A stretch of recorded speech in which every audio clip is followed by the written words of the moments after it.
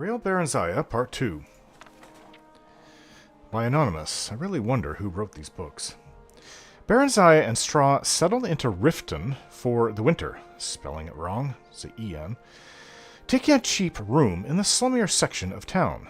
Barenziah wanted to join the Thieves Guild, knowing there would be trouble if she were caught freelancing. She's still with Straw?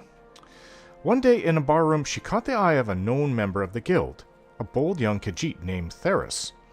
She offered to bet him if he would sponsor her membership. He looked her over, grinning, and agreed, but said she'd still have to pass an initiation. What sort of initiation? Ah, Theris said. Pay up first, sweetness.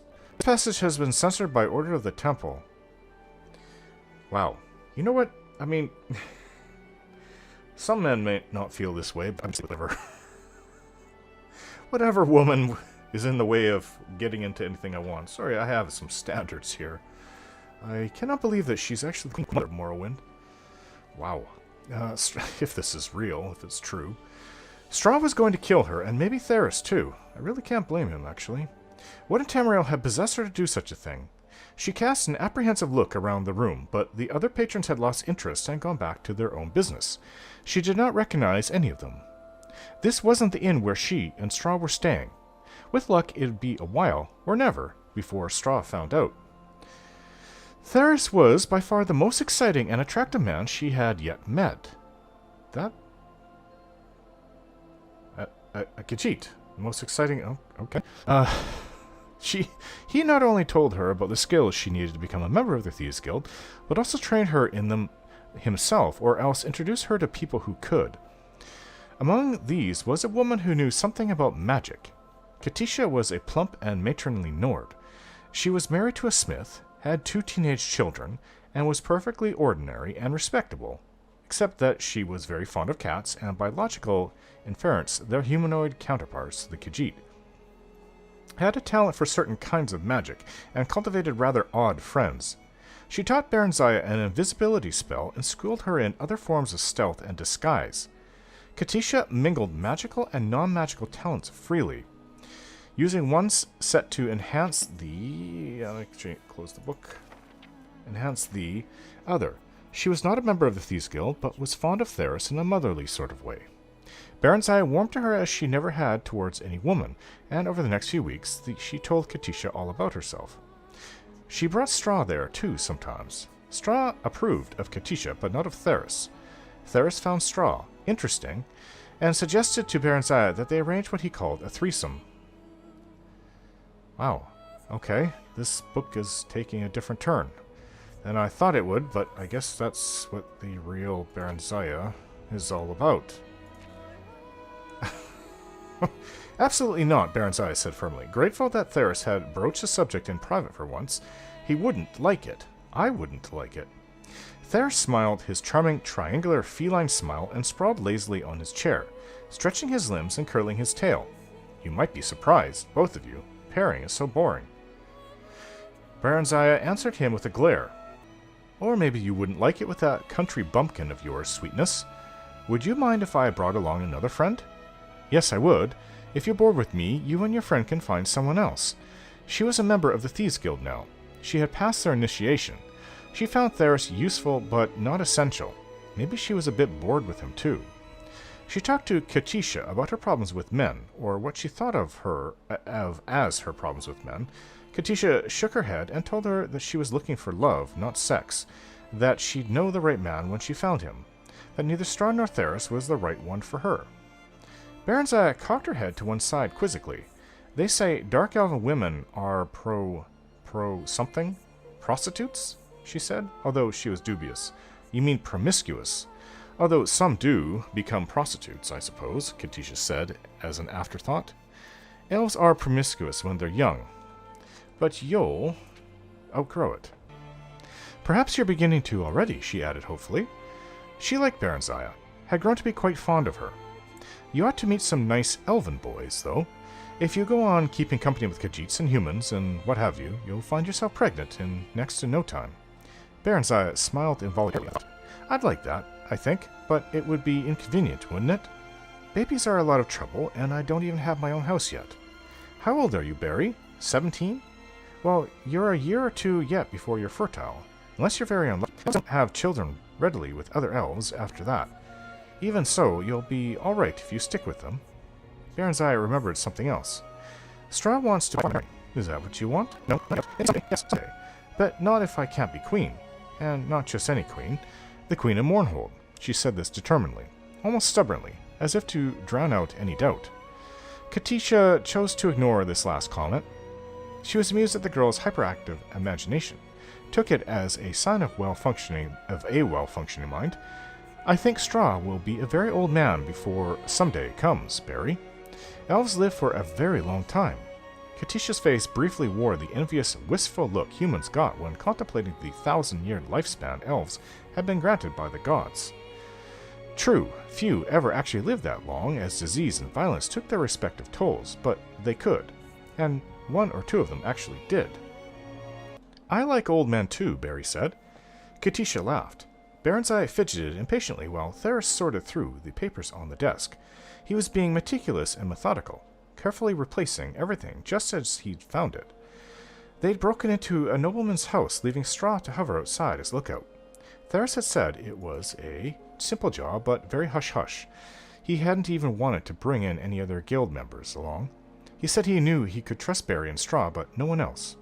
Tell me what you're looking for, and I'll find it, Barry whispered urgently. Theris's night sight wasn't as good as hers, and he did want her to magic up even a small orb of light. She had never been in such a luxurious place. Not even the Darkmoor castle of Count Sven and Lady Inga, where she had spent her childhood, compared to it.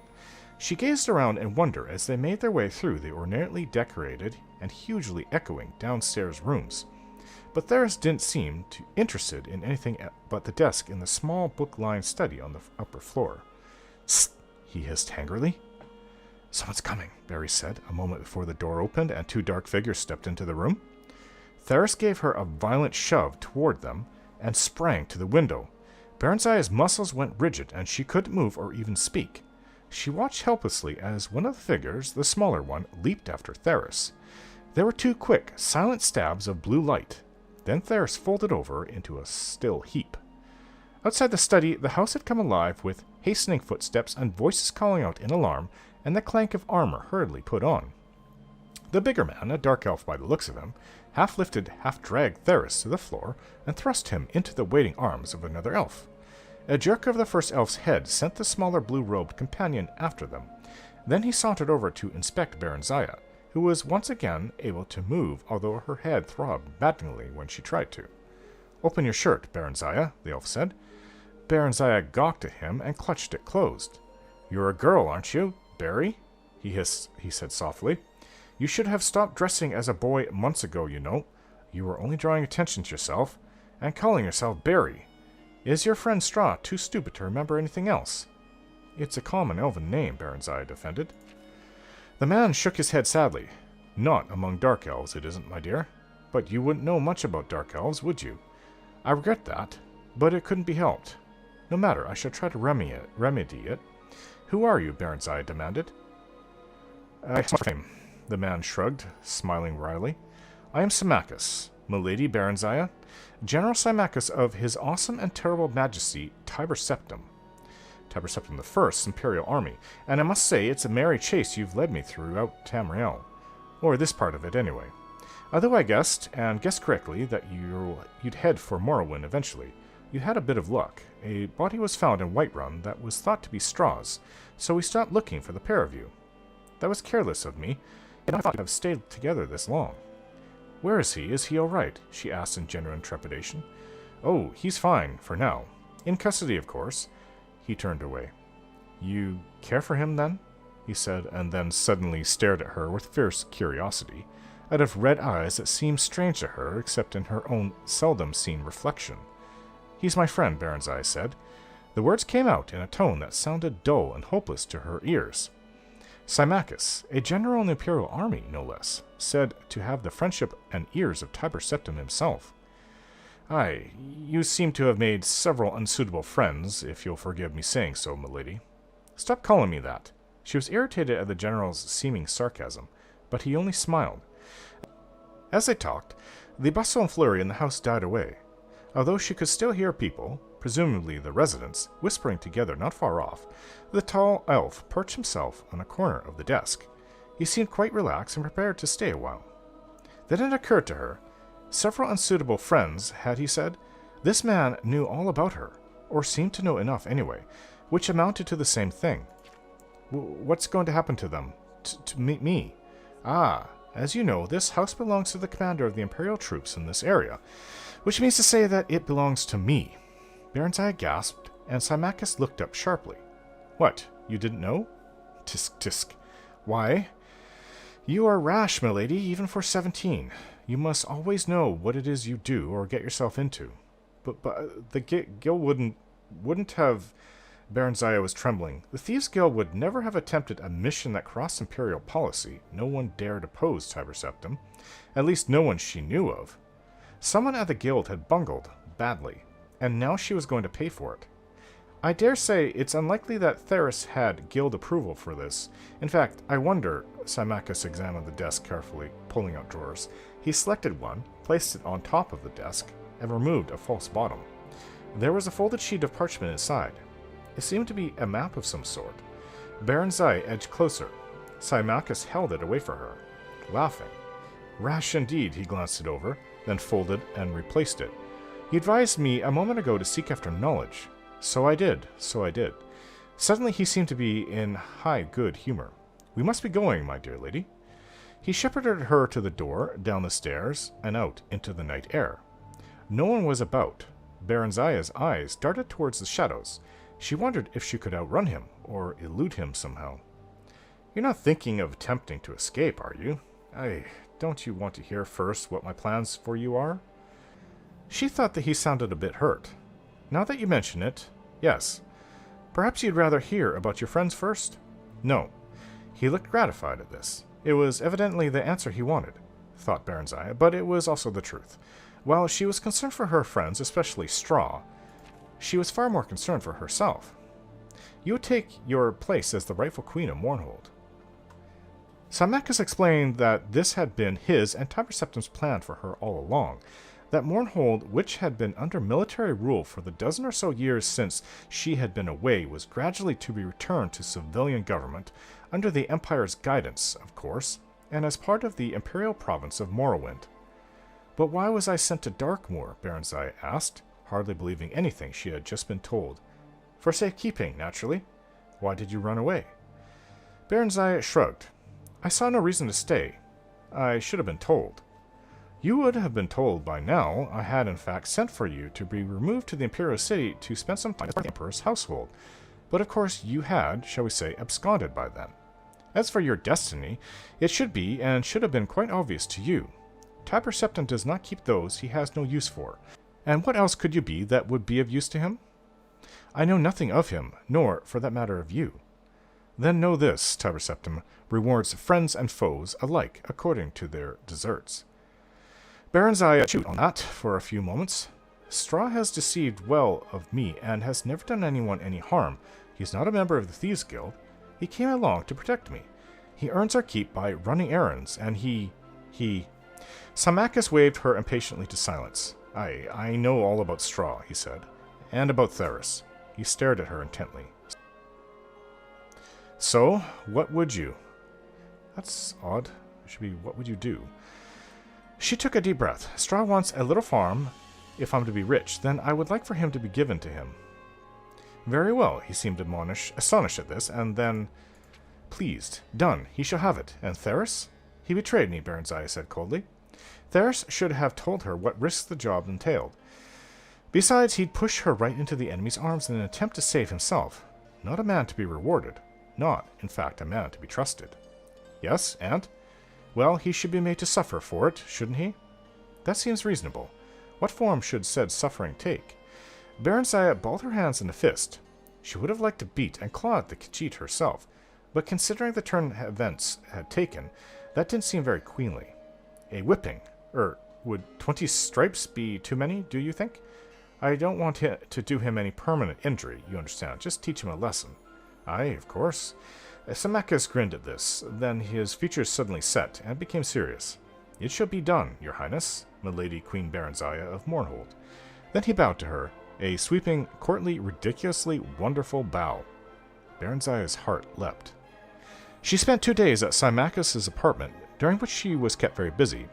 There was a dark elven woman named Drelian who saw to her needs, although she did not she took her meals with them, nor did she seem to be Symmachus' wife or lover. Drelian looked amused when Barenziah asked her about it. She simply said she was in the general's employ and did whatever was asked of her. With Drelian's assistance, several fine gowns and pairs of shoes were ordered for her, plus a riding habit and boots, along with other small necessities. Barenziah was given a room to herself. Symmachus was out a great deal. She saw him at most mealtimes, but he said little about himself or what he had been doing. He was cordial and polite, quite willing to converse on most subjects, and seemed interested in anything she had to say. Drelian was much the same. Barenziah found them pleasant enough, but hard to get to know, as Katisha would have put it. She felt an odd twinge of disappointment. These were the first dark elves with whom she'd associated closely. She had expected to feel comfortable with them, to feel at last that she belonged somewhere, with somebody, as part of something. Instead she found herself yearning for her Nordic friends, Katisha and Straw. When Symmachus told her they were to set out for the Imperial City on the morrow, she asked if she could say goodbye to them. Katisha, he asked. Aye, but then I suppose I owe her something. It was who led me to you by telling me of a lonely dark elven girl named Barry, who needed elven friends, and who sometimes dressed as a boy. She has no association with the Thieves' Guild, apparently, and no one associated with the Thieves' Guild seems to know your true identity, save Theris. That is well. I prefer that your former guild membership not be made public knowledge. Please speak of it to no one, your highness. Such a past does not become an imperial queen. No one knows but Straw and Theris, and they won't tell anyone. No, he smiled a curious little smile. No, they won't. He didn't know that Katisha knew then, but still, there was something about the way he said it. Straw came to their apartment on the morning of their departure. They were left alone in the salon, although Barenziah knew that other elves were within earshot. He looked drawn and pale. They hugged one another silently for a few minutes. Straw's shoulders were shaking and tears were rolling down his cheeks, but he said nothing. Barenziah tried to smile. So we both get what we want, eh? I'm to be Queen of Morrowind, and you'll be lord of your own farmstead. She took his hand, smiled at him warmly, genuinely. I'll write you, Straw, I promise. You must find a scribe so you can write me too. Straw shook his head sadly. When Barenziah persisted, he opened his mouth and pointed at it. Huh. Making inarticulate noises. Then she realized what it was. His tongue was gone, had been cut off. Barenziah collapsed onto a chair and wept noisily. Cruel, yes, very cruel. I don't even know if my father would do such a thing, but... But why? She demanded of Symmachus when Straw had been ushered away. Why? Symmachus shrugged. He knows too much. He could be dangerous. At least he's alive, and he won't need his tongue to raise pigs or whatever. I hate you, Barenziah screamed at him, then abruptly doubled over and vomited on the floor. She continued to revile him between intermittent bouts of nausea. He listened stolidly for some time while Drelian cleaned up after her. Finally he told her to cease or he would gag her for their journey to the Emperor. They passed Katisha's house on their way out of the city. Symmachus and Drelian didn't dismount. All seemed normal, but Barenziah was frightened as she knocked on the door. Katisha answered the knock. Barenziah thanked the gods silently, that at least she was all right. But she'd obviously been weeping. In any case, she embraced Barenziah warmly. Why are you crying? Barenziah asked. For Theris, of course. You haven't heard? Oh dear, poor Theris, he's dead. Barenziah felt icy fingers creeping around her heart. He was caught stealing from the Commandant's house. Poor fellow, but that was so foolish of him. Oh, Barry, he was drawn and quartered this very dawn by the Commandant's order. She started to sob. I went. He asked for me. It was terrible. He suffered so before he died. I'll never forget it. I looked for you and Straw, but no one knew where you'd both gone to. She glanced behind Barenziah. That's the Commandant, isn't it? Symmachus. Then Katisha did a strange thing. She stopped crying and grinned. You know, the moment I saw him, I thought, this is the one for Barenziah. Katisha took a fold of her apron and wiped it across her eyes. I told him about you, you know. Yes, Barenziah said, I know. She took Katisha's hands in each of hers and looked at her earnestly. Katisha, I love you. I'm going to miss you, but please don't ever tell anyone else anything about me. Ever. Swear you won't, especially not to Symmachus, and look after Straw for me. Promise me that. Katisha promised, puzzled, though willing. Barry, it wasn't somehow because of me that Theris was caught, was it? I never said anything about Theris to him. She glanced over at the general.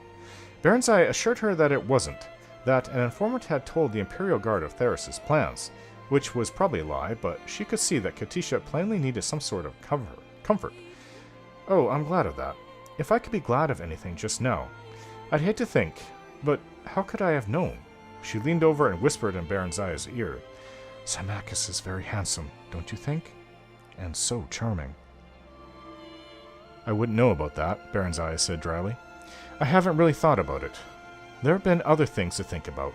She explained hurriedly about being Queen of Morrowind and going to live in the Imperial City for a while. He was looking for me, that's all. On orders from the Emperor. I was the object of a quest, nothing more than some sort of a goal. I don't think he thinks of me as a woman at all. He said I didn't look like a boy, though. She added in the face of Katisha's incredulity.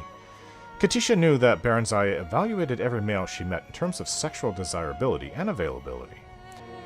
I suppose it's the shock of finding out that I really am a queen, she added, and Katisha agreed that, yes, that's true. That must have been something of a shock, although one there was no likelihood of her experiencing firsthand. She smiled. Barenziah smiled with her.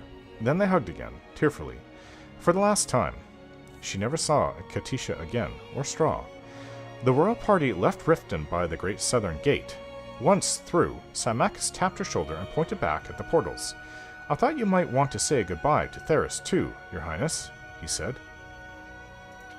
Barenziah stared briefly but steadily at the head impaled on a spike above the gate. The birds had been at it, but the face was still recognizable. I don't think he'll hear me, although I'm quite sure he'll be pleased to know I'm fine, she said, seeming to sound light. Let's be on our way, General, shall we? Symmachus was clearly disappointed by her lack of reaction. You've heard of this from your friend Katisha, I suppose. You suppose correctly. She attended the execution. Barenziah said casually. If he didn't know already, he'd find out soon enough. She was sure of that. Did she know Theris belonged to the guild? She shrugged. Everyone knew that. It's only lower-ranking members like me who are supposed to keep their membership secret. The ones higher up are well known. She turned to smile archly at him. But you must know all that, shouldn't you, General? She said sweetly. He seemed unaffected by this. So you told her who you were and whence you came, but not about the guild. The guild membership was not my secret to tell. The other was. There's a difference. Besides, Katisha is a very honest woman. Had I told her, it would have lessened me in her eyes. She was always after Theris to take up a more honest line of work. I value her opinion. She afforded him a glacial stare. Not that it's any concern of yours, but do you know what else she thought? She also thought I'd be happier if I settled down with just one man. One of my own race with all the right qualities, who knows how to say all the right things. You, in fact. She grabbed the reins preparatorily to assume a brisker pace, but not without sinking one final irresistible barb. Isn't it odd how wishes come true sometimes, but not in the way you want them to? Or maybe I should say, not in the way you would ever want them to. His answer so took her by surprise that she quite forgot about cantering off. Yes, very odd, he replied, and his tone matched his words exactly. Then he excused himself and fell behind. She held her head high and urged her mount forward, trying to look unimpressed. Now, what was it about his response that bothered her? Not what he said, no, that wasn't it, but something about the way he said it. Something about it made her think that she, Barenziah, was one of his wishes that had come true. Unlikely as this seemed, she gave it due deliberation. He had found her at last, after months of searching, it seemed, under pressure from the Emperor, no doubt. So his wish had come true. Yes, that must be it. But in a way, apparently, not altogether to his liking.